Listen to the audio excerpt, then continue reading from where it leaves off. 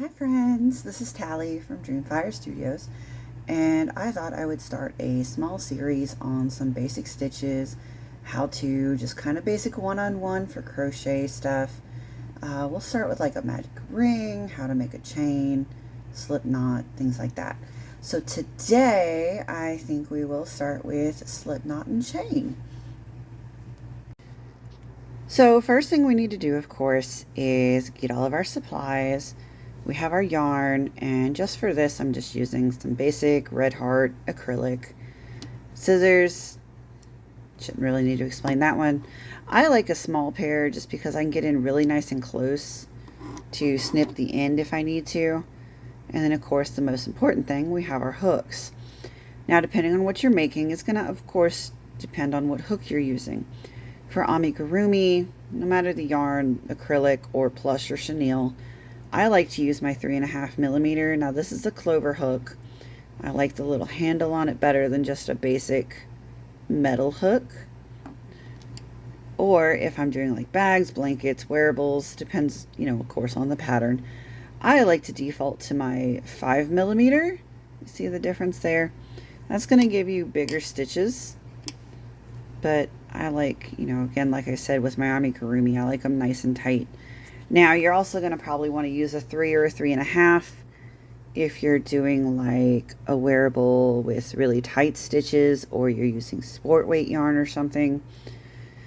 So to start our slip knot, to do a chain row, I slip my yarn over like on my finger like this. Just make that loop, okay? Then I cross the short end over the working part, the working bit of yarn that comes from your skein or cake or whatever you're using.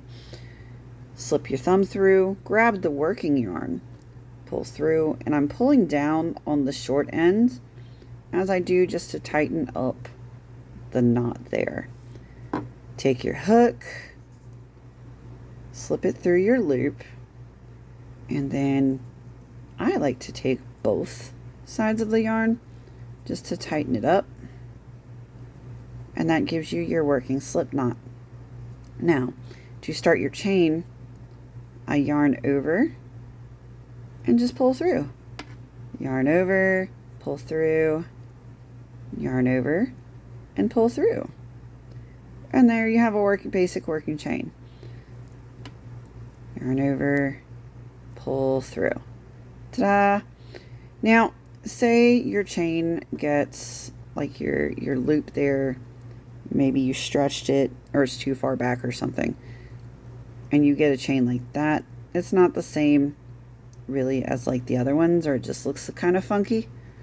Pull your hook out, grab your chain, get your working end here, and just gently pull the chains back, and that undoes them, and just go as far back as you need. Or if you just don't like the way the chain looks as a whole, just yank it, yarn comes right out. Let me know what you'd like to see next. I can do the magic ring or a single stitch into your chain. We'll eventually do both, okay? So see you next time.